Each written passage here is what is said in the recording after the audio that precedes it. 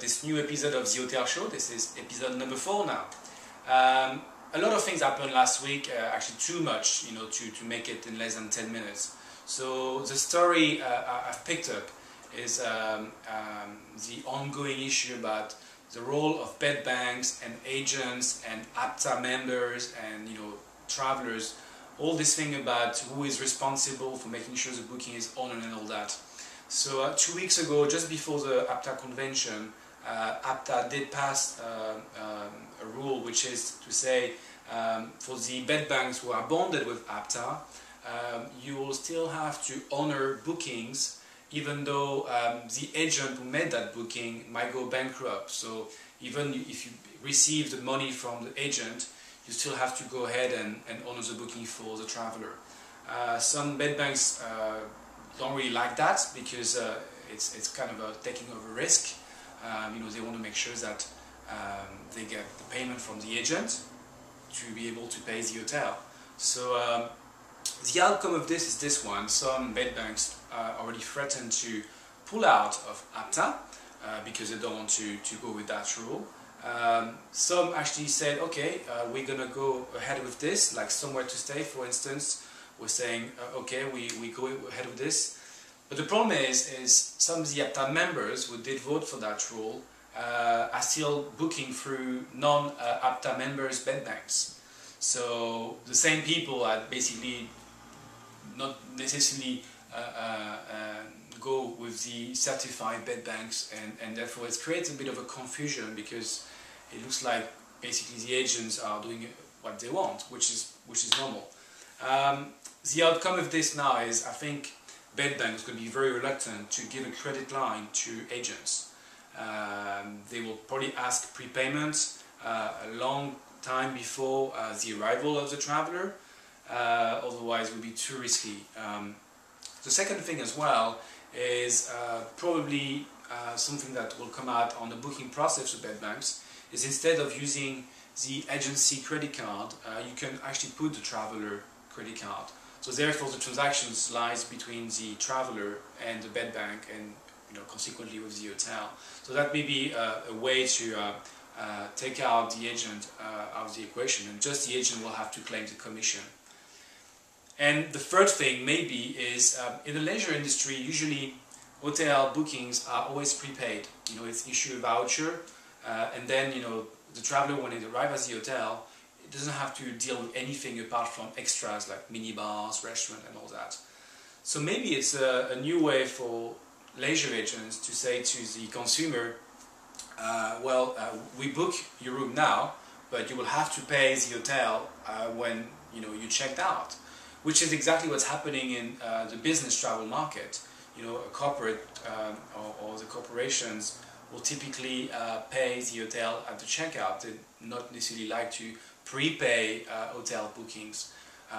So maybe we're going to see a trend where leisure agents do work on prepayment and pay on departure. Well, I might be wrong. I'm welcoming any comments from leisure agents, because I think it's always been a question mark. How come leisure is prepayment and business travel is pay on departure?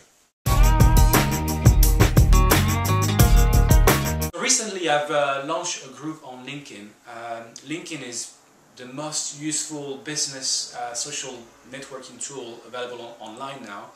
I believe it had 40 million members, and I'm not sure how many members are from the travel industry. I think they haven't really drilled down to the travel to the sector. So, but I will certainly look at that information for you.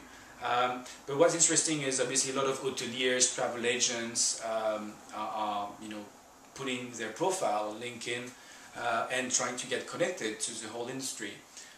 Myself, I've been using it for about 3 years now, and I have to say it's fantastic because you don't need anymore to collect business cards. You can see the experience of your network. You can also see where they change jobs. They can also put some feedback about yourself, how you work together on a particular project, and I think it just brings a lot for the career progression, and also to create a business contact. So it doesn't have to be necessarily to find a job. It could be that you need to find somebody in a company, and through your network you can get connected to the right person.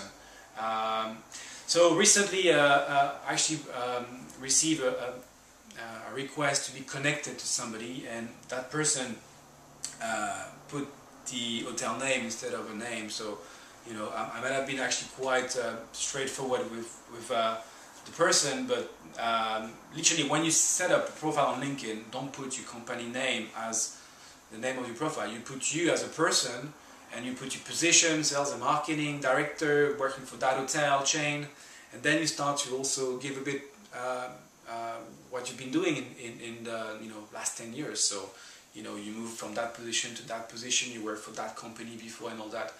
It gives you a bit of a personalization about what you're about.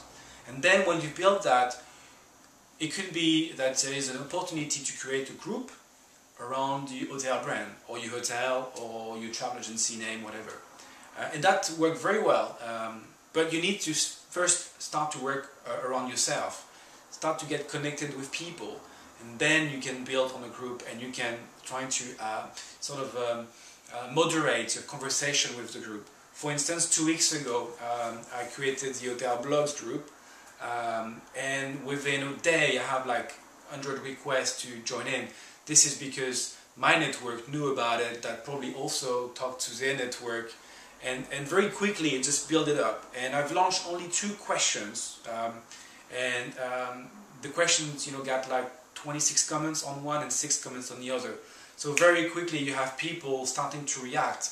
And actually the question, it was about the commission, what is the acceptable level of commission for a hotel these days.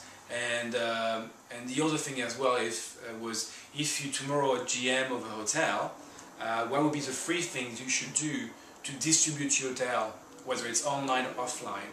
And it was great to see a lot of ping-pong questions and answers between hoteliers and OTAs, and I definitely can welcome to try this, because it can give you ideas. At the same time, it's just engaging a bit more with your audience. It might not work, as every social media tools, you have to try, and if it doesn't work, you just move on and try something else. It's the same thing for Twitter, it's the same thing for Facebook, it's the same thing when you open up a blog. But again, funny enough, in the same week, the GTMC have a couple of articles on the TTG, which is basically saying we tried, the group thing on LinkedIn 3 months ago, it didn't work, and we basically failed on this. And I have to say, you can't really say you fail after 3 months. Those things can take time. And I mean, if you want to read more, I actually put an article just about this to give my advice to the GTMC about how they could work better with LinkedIn, and more importantly, how they can get people starting the conversation and get connected to each other. I think maybe there's too many passive members in that environment. I don't know. That really needs to be investigated.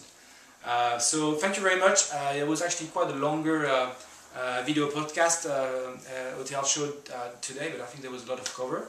And I'll see you next week. Thank you. Bye bye.